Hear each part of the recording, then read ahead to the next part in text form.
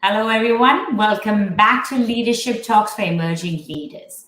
Leadership Talks is a podcast hosted by Leadership Card, a leadership coaching training organization.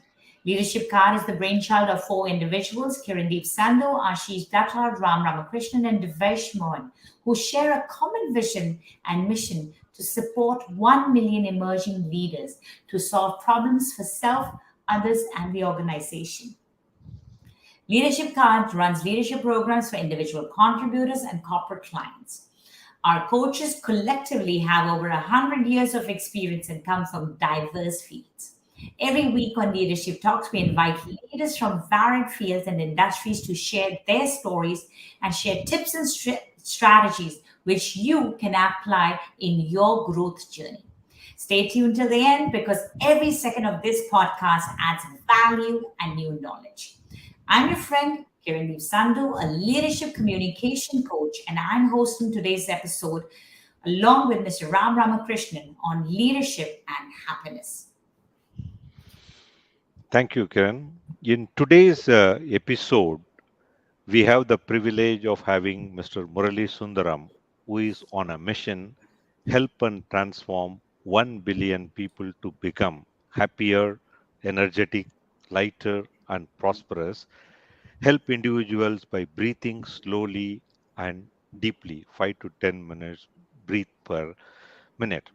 He is an author of 6 bestseller books on Amazon, founder and director of Happyness Coach International, founder and creator of TLC Teachers or Leaders Community, a global learning community for coaches, trainers, co-creators of Breath at Work, a revolutionary peak performance program, which can be looked at www.breathatwork.com.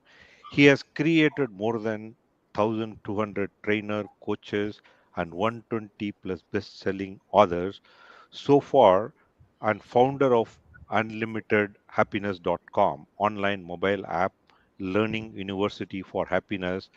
What many people do not know is he's Himalayan trekker and goes trekking every year, not alone with people. I was there in recent trek. He watches one movie per day, read 200 pages per day, and has been a pretty consistent for last 20 years. Thank you. Welcome, Mr. Murali, to our show. Thank you, Ram. Thank you, Kiran, for inviting me for today's session. Thank you. Thanks a lot. I'm honored to be here with you. Thank you so Thank you. much It for was an amazing experience for me this year, along with you, be there in the foothills of Himalayas and enjoy that. So, as a person, you consistently go year on year.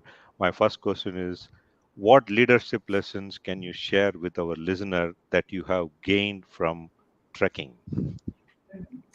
Thank you, Ram. First of all, my gratitude to Himalayas because Himalayas has been always the greatest teacher, which has actually taught me many, many life lessons and leadership lessons. Couple of, I can actually write a whole book out of the entire leadership lessons from Himalayas, but I'll quickly share a couple of interesting thoughts that are there in my head. Number one is when I go to Himalayas, one thing I really love is that oneliness in that nature. It's not the loneliness I'm talking about. I'm talking about the oneliness. Okay? When I walk or trek, you're walking on the mountain, and as you're walking and trekking, what will happen is you will suddenly start listening to your own inner thought flow, and you start talking to your own self, and a lot of clarity is born over there. Okay? Many of my business decisions, many of my leadership decisions, many of my new business ideas have all popped up from the trekking journey, a mindfulness trekking journey over there. So I believe one of the biggest lessons I have learned is clarity on self. Okay, what exactly I want in life. Okay, because that serenity, when you go there, actually calms your entire mind. You become more clear because a lot of ideas are there in our mind, but sometimes everything gets clouded in our day-to-day operations and busyness. Sometimes we will not know which one to prioritize. I believe one of the biggest lesson I have learned is one of the first job of every leader must be clarity on about themselves, what they exactly want, and what the organization wants, what my team wants. All these things must be number. I think that should be the number one value or a quality that every leader must possess. Because if you are not very clear on what you want, I think you can't dictate your own actions and achieve the results you wanted. No? So I think that's number one. Leadership is self-therapy, because that walking gets you a lot of self-therapy. Number two is also a lot of, if you have to go to Himalayas, lot of preparation and planning and attention to details are required, because you're taking a lot of people along with you. It's an adventurous trip. I believe business itself is adventurous and leadership is double adventurous, because anything goes wrong, it affects the entire business organization. So lot of elements goes inside in planning, even minute attention to detail. For example, I had to bring everyone by chopper.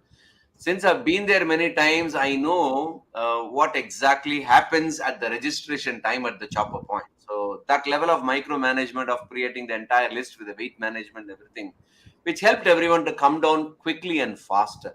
I believe that is also one of the important lessons I have learned, that if if the leader wants the organization to be successful, they need to see what others can't see before itself. Okay, that attention to detail and that planning and preparation is another one leadership lesson I have learned from Himalayas. And as I go along with it, everyone asks me the same question: how long I have to walk, Murali? Please tell me. Okay, so I have to give them some realistic goals, set some proper goals, so that they don't lose motivation. I have to always say, no, it's just 2 kilometers. Don't worry, just 2 more kilometers. We can reach in 30 minutes. Okay. And I believe that's one of the job of a leader also. No? They should not give on lofty goals for their team members or their organization. They have to, though they may know the goals are lofty, but they may have to break it down into small, realistic goals, so that everyone are motivated to go along with you. Otherwise, they will lose the entire motivation. I think that is another interesting lesson, that we need to keep on motivating our team. We need to keep, because everyone will get tired. They will say, "Oh, Murali, do you really want me to climb? My leg is paining. I don't know what to do." That happens every day in my business. My teammates keep on cribbing. I have to, even if my leg is paining along with them, but I can't show that to them. And I need to pep up my energy and say, no, we can do it. Let's do it. No, I think that's also one of the interesting lessons I have learned, that even if I am going through pain, I can't show that to others. I have to keep motivating, because ultimately it's because of me they are coming with me. So because the leader sets the entire the entire path towards them. So that's another thing. And this entire Himalayan journey, I've came across varieties of, you plan everything, but still a lot of unexpected moments and situations always happens. Suddenly landslide will happen. Suddenly you don't know what, the entire road gets blocked. Suddenly it will rain heavily. So I think prepare I think we should expect the unexpected things that can happen, and keep your plan B and plan C, keep the team motivated. You need to know that. I believe that is also part of a leadership journey in any business. Because we don't know, the entire world is in a VUCA world we are in, so we don't know how exactly the world will respond, economics, market dynamics. I think that's also one of the lessons I have learned, that be ready for any unexpected thing. Though you've planned everything, we don't know what will happen at the end of it. And one more interesting lesson I have learned is, it's all about the determination and willpower to climb Himalayas. Because people ask me, I'm not physically fit, can I walk and everything? But in my life experience, I've seen in the last 10 years, it's no more physical fitness at all. First 30 minutes is physical fitness, and after that, it's purely your mental fitness, your willpower, your mind. I believe the same is with leadership. It's actually not easy to be a leader. So ultimately, it's only with your determination and willpower you can lead entire team. That's what I've also learned around, because every time I go there, I get recharged. We come back and lead my entire team. Ultimately, I think it's the success is more not in the destination of reaching the top of the summit. It's just the climb more important than the summit. Because once you reach the summit, your human mind always thinks, it feels very happy and say, okay, when is the next summit or next peak? Everyone they tell me which trekking we can go. I believe the same is the case with life or leadership also, because it's not just the destination, taking people along, achieving the goals of the organization. It's the climb. It's not the summit. I always say it's just the climb. How climb is very interesting. And with what kind of people you all climb together, that really, really matters. Because with what kind of team you work with, that really matters. Okay, these are all some of the top of my mind thoughts. So I can talk on and on. I absolutely agree with you. One other thing, it is kind of within I understood being there with you this time. Definitely, the people, even though you come with different people, which I have never met them in my life, they have become immediately a team member wanting to help, and each one has shown their leadership, what they can do, and kind of a thing. And whatever he very well summarized the points, it is either it is an business you do it or you do a track. It is kind of a thing. Now, how do you take those initial steps and start get that pace to move? Yeah, yeah. I really like what you said. The first quality of leadership is clarity, because if you have the clarity, then you can prepare plans, set those goals, go through those uncertainties, and have your plan A and B. As you just said, the 5 points that you put, I've just like talked about it. It starts with the clarity over there. So, Murli, now I'm going to jump you into the next question, which is, I mean, leadership and entrepreneurship. I mean, the fact we are defining leadership as someone who's able to lead themselves, and it could be an entrepreneur who gets onto this journey. And we have many people who are listening today who are probably young entrepreneurs who want to start an entrepreneur journey, or probably are into it, and probably, sometimes it gets wobbly, just like this climb can be wobbly. You're not sure of the next footing. There could be a rock. But you, on the other hand, have been an entrepreneur. You have multiple businesses that you have run successfully. Would you be able to share with our young emerging leaders about your success mantra to be an entrepreneur or get into this journey of entrepreneurship? I'll say I'll share some 4 or 5 from my failures. Okay, not from the success. Okay? Because Yes. I believe failure is a better teacher than a success. Because after failing couple of times, I've realized you need to make your stakeholders win first. Okay, and then your customers second. You will automatically win. Don't focus on your win first. Okay, it's always, for example, I run a franchising business. I want my franchisees to win first, and then the customers to win second. If I can make them win, both of them, I ultimately win, because they will make me to win. So make others win first before you focus on your win. That's one of the, if everyone can start focusing that way, instead of their bank balance and their money, how much I will make, if they can make the other person have people who trust you. For example, it can be your team members, or it can be your stakeholders, your investors, it can be anyone. Make them win first. Okay, that's something, one success strategy or mantra you can say. And then there are many people I meet every day, young people who wants to start a business. They always keep on thinking and thinking and thinking, can I start that business? Can I start this business? I'm preparing this spreadsheet. I'm preparing this PowerPoint. I said, version 1.0 is better than none 0.0. Just start. Don't break your head too much, because I know I didn't start my life like this. I started off somewhere, it evolved. Every business of mine, it has evolved on a period of time. And I like one of my teacher who taught me a Korean business model. Okay, he always says, like Koreans, do one thing first: sell your product or service first, and then build your product next, and then evolve it. Okay, many of us, we always think of how can I evolve and make a better product first, and then I will sell. No, I think you should sell first. Even if you don't have a product or service, sell first, then you build the product or service. Then your customers will give you feedback and evolve it. I think that's the only way we can actually start a business also. That's what I've learned. And a third point is, focus on your building your team. Get the right team inside, get your right people. Initially, I thought I have to do everything, but later I realized I think only with people it's possible to build any business. And one of the most important people I will always say is your family. And I will always say, if you are someone starting, family first, your team with which you're working is second, and customers are third. Don't put the customers in the first. Okay, put the customers at the end of it, because ultimately it's the happy family brings more happy customers. I know that focus should be on happy customers, but if the family can be kept happy, everything flows perfectly in building a successful business. And last but not the least, my teacher, Brian Tracy, always says the purpose of a business is creating happy customers. So focus on creating happy customers who can become a raving fan of your product or service. Okay. You can make, even, there is a very saying, 1,000 true fans do you have. If you can create that kind of a raving fans of customers, any business can actually become successful. So if anyone who's starting a business, if they can focus on these small nuances, they can for sure build a very successful business. Thank you. I love the none 1.0 is better than the, I mean, version 1.0 is better than the none 0.10, whatever. So that was a brilliant one, that you have to get started, only then can you fail and you learn and you can have clarity. And I think that brings it back also, Murali, to what you just said about that sell first, because that will, when you're selling, you will have more clarity of your product, and that will also give you clarity of what do you really want to sell. And Yes. continuously you can keep revising. If you have just going to keep working on that perfection plan, you'll never have that clarity, because when you take it out there, you might have the perfect product or the perfect thing, but there might be no buyers because it's not perfect for them. Very true. Very true. Yeah.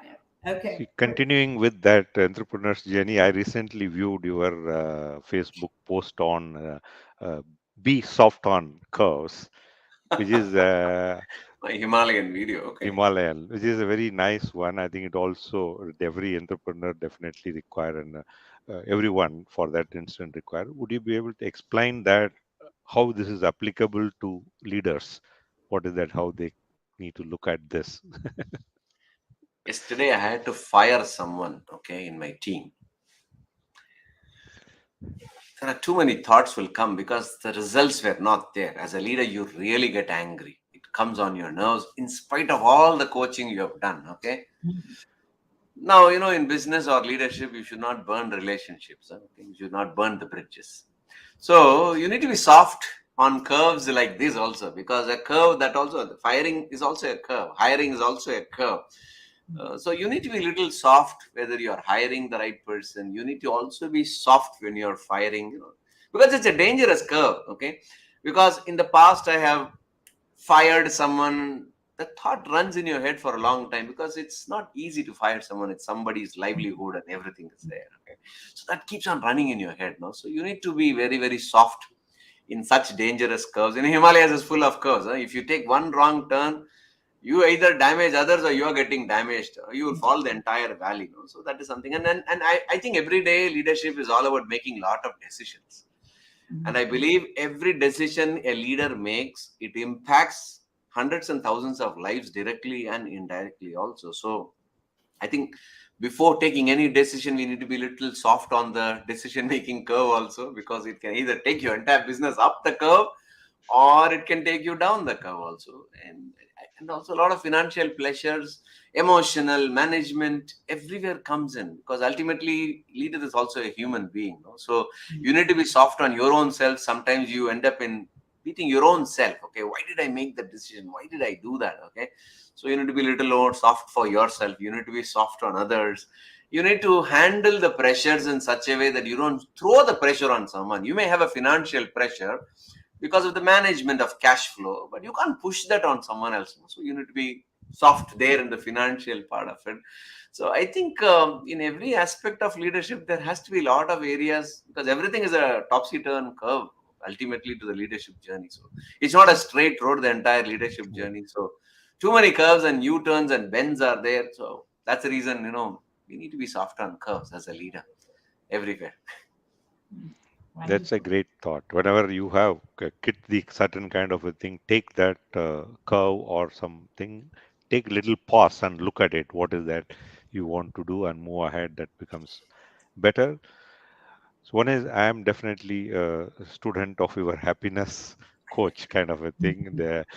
I find a lot of happiness with that kind of a thing. For our viewers, I wanted you to little bit elaborate on why this happiness quotient is most important in our life to move forward. Thank you, Ram. Ultimately, whatever we are doing in our life is always to keep ourselves happy and people around us to be happy. Whatever anyone does, okay, whichever way or means they are doing. And if a leader focuses on keeping himself happy, I believe that's one of the best gift he can give to himself, to the family members, and also to the team members also, being himself happy, whatever happens. Because I have seen that if I'm in a happy mood, a lot of people come towards me. If I'm not in a good, happy mood and little bit of irritating and groggy mood, I can see people one step away from me. So I have seen in my life, because of my happiness quotient, I was being blessed to attract a lot of good people working with me, along with me, as partners, as investors, as teammates. So I believe that happy leaders attract good quality people. Thereby, as a team, we can make the business succeed. Number one. And when you're happy, you tend to think too much. Don't think too much about a problem in hand. You have a problem, you have an issue, you have a concern, but since you by nature you have become happy, you don't go delve deeper into the problem or issues, because when you always think about the problem or issue, you're trying to blame someone or blame something else, and you don't think of a solution oriented leader. If you're happy, you suddenly become always a solution focused leader. That's I've also seen from my life. I always think of, hey, how can I get out of this problem, by what kind of solution I can focus upon. So happiness actually, I think, fosters more solution orientation inside our head. Number two, and also the happiness or happy leaders always are growth oriented. If you look very closely, they are nowhere, because growth is, everyone wants to grow. And happy people always are growth oriented, because happiness grows inside you automatically. And you're always focused on growth, not just the goals alone. I always say, don't be a goal oriented leader. Always be a growth oriented leader. And for that, happiness becomes your substratum for that. And when you are happy, I believe the organizations where we are working, and when you go inside, you are able to foster that positive culture. Everyone who meets, you say, I want to talk to this person, because they're positive. Because no one wants to talk to a negative person, right? No one wants to hang around a negative person. And when you walk into a meeting, when you walk into any kind of a room with a client, with your teammates, anywhere else, the minute you walk itself, everyone's energy is infused, because you bring in a lot of happiness along with you. So I think one of the happiness quotient is a very important criteria for building culture, a strong positive culture in any organization. So I believe happy leaders build strong cultures in an organization. Thank you, Ram. I hope I just shared with Thank you. Yeah, definitely. Thank you for that. But I'm going to ask Murali for you to just elaborate a little bit, because we've talked about, the building of pressure from the previous question about the soft curves. And then from there, you've talked about happiness. And it requires a leader to have a lot of emotional intelligence, actually, to be dealing with these curves and these bends and have happiness, as well as foster that environment. Now, as a happiness coach, maybe you can share with our viewers, how can they actually practice being happier in the workplace, so that tomorrow our leaders who are watching this show or listening to us today can actually take this tip and practice it to create that positive culture in their own organization. people, whenever they meet me, they always ask me, Murali, can you tell me how to be happy? Yeah. I always tell them, actually, I don't know how to teach you happiness, but I can Right. always teach you how not to be an unhappy leader. I think, why don't you tell us that? Because happiness is our birthright and foundation of life. Somewhere down the line, as we grew up, we started attracting a lot of negative ideas and beliefs. Our mind starts wandering, our emotions gets imbalanced. Okay?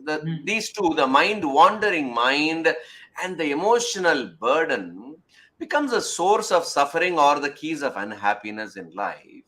So in my life experience, I've always wanted everyone to be happy, because I am happy whatever happens in my life, and everyone started asking. Then I realized myself that from the age of 8, I've been practicing breathing and yoga and meditation in my life. And because of that particular practice, I'm able to quickly bring my sense of awareness to this moment of now and become more mindful. Okay. So mindfulness, mindful leadership is something which we all must develop as leaders. But how do you become mindful is another question. One of the fastest way to become mindful of this particular moment is to bring your attention and awareness to the breath going in and coming out. I always wanted to know, I was always fascinated why human beings don't take action. It's something very, very simple. That's where I did a very interesting research study involving thousands of leaders and managers and executives across the globe, of connecting between the brain's performance and an emotional instability and the breathing aspect of it. And I found out there is a huge connection between the way in which we all breathe and how the heart functions, the emotional stability, and also how the mind functions in a super high speed. What I figured out, normal people are breathing 14 to 20 times a minute. When I tested a lot of successful leaders, I found out they were breathing only 7 or 8 breaths per minute. So the lower the number of breath count they had, the heart was becoming more peaceful and calm. The brain's processing speed was very, very high. So they were able to make some faster decision because they were able to analyze the patterns faster. So that's the reason I started teaching how can you lower your number of breaths per minute up to 5. That's what I teach now. Depending upon the type of role or a function you do, if you're a CEO, you breathe only 5 times a minute. It's not the number of breaths, it's how deep also you breathe. Then if you're a middle level manager or a leader, you breathe 7 times a minute. If you're in the sales or operations, you breathe 8 or 10 times a minute, because it changes the entire way your brain also functions itself. So the easiest way to enhance the brain's performance, the ability for the brain, because it's a supercomputer, it can achieve anything if you allow it to happen. For that to function, your heart has to be a little more calm. You should not have a racing heart, because if the heart beats, the mind wanders. That's how the connection is. Our yoga psychology beautifully connected, how the breath and mind are interconnected. And when someone asks me how to be happy, I say the first starting point is, can you get your entire focus and attention on your breath? If you can just slow down the breathing speed and become more aware of the breath going in and coming out, your mind wandering will come down. So you will be able to analyze patterns, you will make better decisions, and your brain also becomes better and better. So you will, whatever intelligence you have, you will be able to apply it in your day-to-day life. The more you apply, you become effective on the entire process. And that's how actually you can actually start being happy. That's the first step of bringing your entire attention to your breath. And that's what today I teach a lot across the globe, of helping people to slow down the number of breaths first. Very, very exciting. I mean, I do want to add on that all those listeners who are watching us today or listening to us, you can get more information about Murali's Breath at Work program at www.breaththatworks.com. I will share the link in the bio too, so in the description. So if you want to reach him, that would be something that you could do. Very powerful, I would say, because mindfulness is something that I believe, even for myself during the COVID times, when we were so restless, I think that being in that moment helped many of us go through that moment. And COVID was that vocal time that there was so much uncertainty that whether you were leading yourself or leading others, you needed to be more mindful. And I think being more mindful gave you that awareness that how can you keep going on. So thank you so much, Murali, for sharing more about it. So we're nearly to the end of this show. Ram, would you like to ask the last question? Yeah. Always, we have shared so many things at the end of it. Always people look for what is that something which I can take it forward. That's where I wanted to ask this question. What is that one advice you would like to, or one kind of a pointer you wanted to give it to the emerging leaders? What is that they should start doing it? Calmness should be our superpower. If you can just practice how to be more calm during chaos, that will be your competitive advantage of your entire life itself. You can achieve anything you want if you know how to stay calm. Okay, so I believe that everyone should practice how to be calm, and let that become your superpower. You don't need an Avenger or a superhero and all. Your own calmness can bring the superhero within you itself. Thank you, Ram, for that interesting question. Absolutely agree to that. Yes. I would say thank you so much, Murali, for sharing with our listeners, our emerging leaders, about how they can unleash their superpowers, that is through calmness, which will give them clarity so that they can go through those curves and emerge out stronger by getting control of their breath. I will just put everything together. But I would like to say thank you so much, Murali, for joining us. And thank you to our listeners for being here today. Leadership Talks for Emerging Leaders will be back next week with another interesting conversation on leadership. For more information, watch us out on Leadership Card Facebook page and listen to our podcast on Spotify as well as Apple Podcasts. This is Kiran, Sandhu, Ramakrishnan, and Murali signing off. Thank you.